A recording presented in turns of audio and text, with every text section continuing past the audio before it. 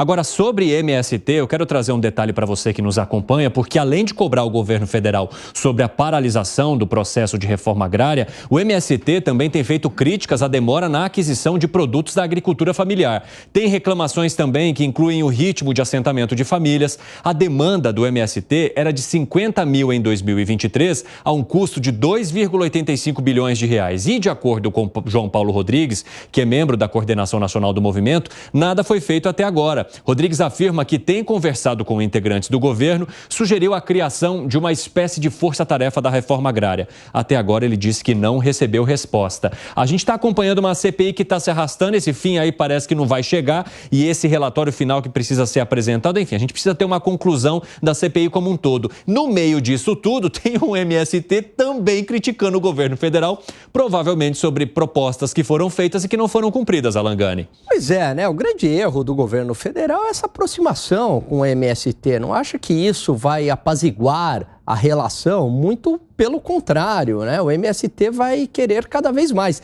E o MST, Evandro, ele não tem interesse numa reforma agrária, né? Numa resolução definitiva da questão fundiária no Brasil. Agora, Gani, o fato da CPI do MST não ter conseguido trazer fatos novos ou relevantes o bastante, não pode significar um tiro no pé, porque o que a gente está vendo agora é o MST falando em possibilidade de novas ocupações ou invasões por conta da demora do governo federal e também diante de uma CPI que não apresentou nada do que se era esperado. Eu acho que, independentemente do resultado da CPI, o MST ia continuar com essas cobranças, Evandro. Por quê? Porque o MST não quer reforma agrária. Se é que o Brasil precisa de reforma agrária, dada a pujança do agronegócio. É interessante para o MST continuar com esta narrativa de que precisa de uma reforma agrária, porque isso na prática significa pedir mais dinheiro para o governo, significa fazer uma espécie de rachadinha, né, com os assentados ali, cobrar o dízimo dos assentados, né? Isso significa pedir mais dinheiro para as ONGs. Então, a última coisa que eles querem é a liberdade do pequeno produtor rural, porque daí acabou o poder do MST. Fábio Piperno, mas liberdade do pequeno produtor rural não é justamente o que busca esse movimento? Vejam bem, eu sugiro aos nossos amigos, à nossa audiência, que entre no site do INCRA. Tenho feito isso com uma certa frequência. E o que você tem encontrado lá? Eu tenho encontrado, por exemplo, várias ações numa mesma semana de entrega de títulos. O governo vai lá no interior de não sei onde, entrega títulos de posse para 80 famílias, aí na outra cidade para 50, aí no outro mais 100 e pouco. Então por que está havendo essa cobrança no seu ponto de vista? Talvez a cobrança esteja ocorrendo porque o governo não está fazendo isso, vinculando essas entregas a pessoas que têm algum tipo de ligação com esse ou aquele grupo. O governo está entregando títulos para pessoas que, aliás, inclusive eu vi lá numa determinada cidade, que o governo chama as pessoas para se inscreverem, que ele vai fazer lá uma distribuição de, enfim, não sei quantos lotes, o número de requerentes, de pretendentes é maior do que a quantidade de lotes, então tem uma fila, que se inscreve primeiro, chega. Agora, talvez os movimentos mais organizados não entendam que esse seja o método correto. Luiz Felipe Dávila estava aqui. Não é que não é mesmo. O Brasil já teve mais de 90 milhões de hectares dados em reforma agrária, tem terra sobrando e não tem gente. Segunda coisa, essa pressão do MST... É para quê? O MST é igual o Centrão, eles querem cargo. Eles querem cargo no INCRA. O negócio deles, tudo isso é usado apenas para ganhar cargo no INCRA. Porque a fila está andando, está todo mundo ganhando cargo, menos eles. Agora, dá cargo para eles no INCRA, você vê como para tudo isso. Mas, Dávila, agora a CPI do MST não trazer uma resposta que era esperada, também não pode, de alguma forma, colocar esse movimento ou fortalecer ele? Eu disse isso desde o começo. O grande problema dessa CPI do MST é que eles não tocaram nas duas questões fundamentais. Primeiro, MST, é o desafio que eu fiz para o MST. Até hoje o MST nem me mostrou nada. Quantos hectares existem no Brasil de terras improdutivas para reforma agrária? Mostra para mim o número. É óbvio que você não vai mostrar o número, porque não tem esse número. O Brasil hoje é um lugar de terras totalmente produtivas. O que tinha de latifúndio improdutivo já foi tudo distribuído. Quantos hectares? Me mostra aqui dados oficiais de quantos hectares nós temos de terra improdutiva no Brasil. É óbvio que não mostra. E segundo, é uma questão que não precisa de CPI, que é fazer cumprir a propriedade privada no Brasil. Propriedade privada invadida é crime. É crime, precisa ser resolvido na Justiça e não no Congresso Nacional. Então, esses dois pontos, um não precisa de CPI, precisa de Justiça, e o outro precisava da CPI, sim, para escancarar a sem-vergonhice desses movimentos que não conseguem mostrar quantos hectares nós temos de terra improdutiva no Brasil para ser desapropriada. Segredo. Quando nós temos um relatório da CPI do MST que tira uma pessoa do relatório... Não, e temos 2 relatórios em andamento, né? Então, mas um da base governista, outro do relator. O que é um absurdo, porque teoricamente a CPI deveria chegar às mesmas conclusões. Pois é. Mas um desses, que foi do relator, que aceita retirar o nome de um deputado do PT, que claramente, para constar nesse relatório, deverá ter alguma justificativa que prove que ele estava cometendo algum delito.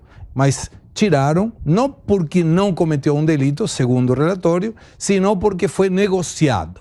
Isso perde qualquer tipo de responsabilidade e de aceitação de um relatório que possa ser ético. Mas a questão do INCRA, eu devo estar de acordo com o governo, mesmo que nunca imaginei que eu diria isso.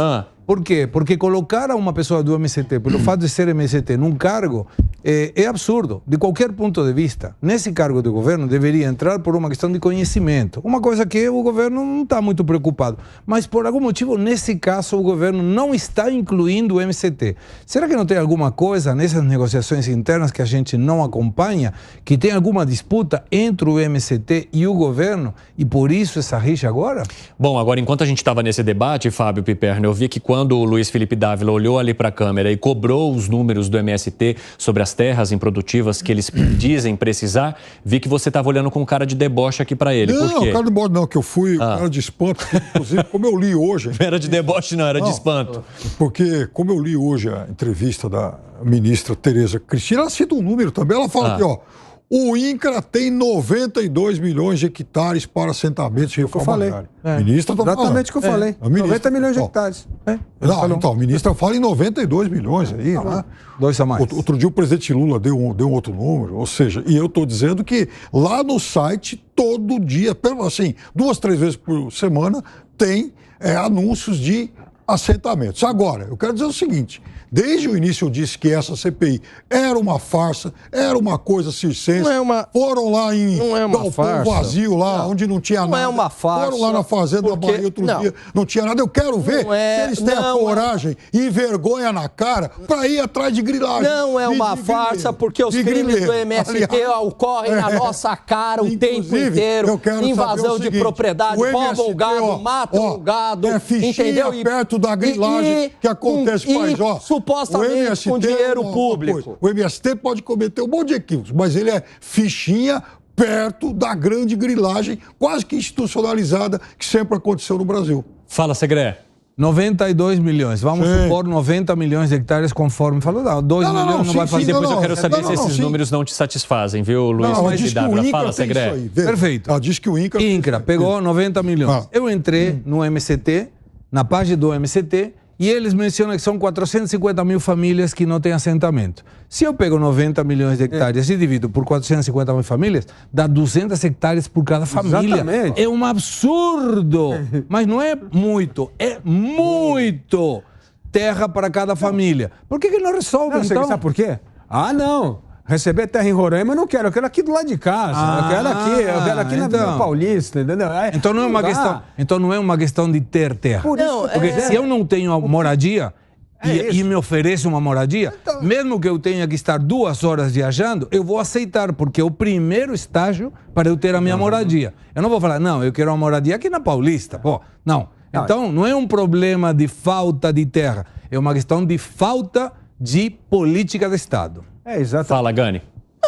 volto àquilo, sabe por que isso não ocorre? Porque não há um interesse do MST. Exatamente. É interessante manter esta narrativa de que precisa a reforma agrária. Isso representa pressão por cargos no governo, inclusive que já ocorreu, Evandro. Né? No Ministério do Desenvolvimento Agrário é ocupado por ex-integrantes do MST ou pessoas muito simpáticas ao MST. Significa verba de ONG, significa pressão em cima do governo federal para ter mais verba, significa cobrar, né, dos assentados ali uma graninha. É isso, o MST é um negócio. É um negócio ideológico. E por isso que precisava de uma CPI, Piperno. Porque este negócio ideológico e que cometem crimes no campo há anos e não é resolvido. Se não é resolvido pelas autoridades, pela polícia, pela justiça, então o parlamento tinha que tomar uma providência. Se não deu em nada, infelizmente, mas foi acertado a providência. Isso. Uma CPI que foi uma farsa, acabou não revelando. Não foi uma farsa porque os crimes são reais, Piperno. Aliás, uma CPI liderada pelo pessoal Pergunta da se é uma farsa para o proprietário, que teve a sua família ameaçada e a terra tomada. Isso não é uma farsa. O proprietário ele deve estar frustrado, porque essa CPI não revelou absolutamente de nada. Mas tentou. Até porque ela foi liberada pelo pessoal para os holofotes. Passar e eu acho que o grande erro, será que o país dessa CPI foi não investigou devidamente se existiu uma relação de financiamento do governo para o MST que nem tem CNPJ. A CPI dos candidatos em 2024, da turma do passar boiada, acabou não revelando nada de novo para a nação. Que foi, Segré? Quando você fala passa boiada e tudo, você sabe que muita da nossa audiência fala como que isso é um desrespeito a quem pensa diferente. Não, eu estou dizendo o seguinte, essa é uma frase que se tornou clássica no período do governo Bolsonaro. Não, mas mesmo assim, para mim, essa CPI... Porque foi proferida pelo relator Ricardo Salles. Mas, mesmo assim, mas quando a gente fala de uma CPI que tira o nome de uma pessoa que foi investigada, acharam provas contra ele por uma questão política, para mim essa CPI não merece nem mais 5 minutos de atenção. E não porque não tinha investigado, senão porque qualquer coisa que foi investigada é rajada de subjetividade em função de que tira um nome por negociação política. Então não é uma investigação. Não dá para tirar o nome de um bandido de um informe da PF. Agora vamos ano que vem checar quantos desses integrantes serão candidatos ou pré-candidatos em 2024.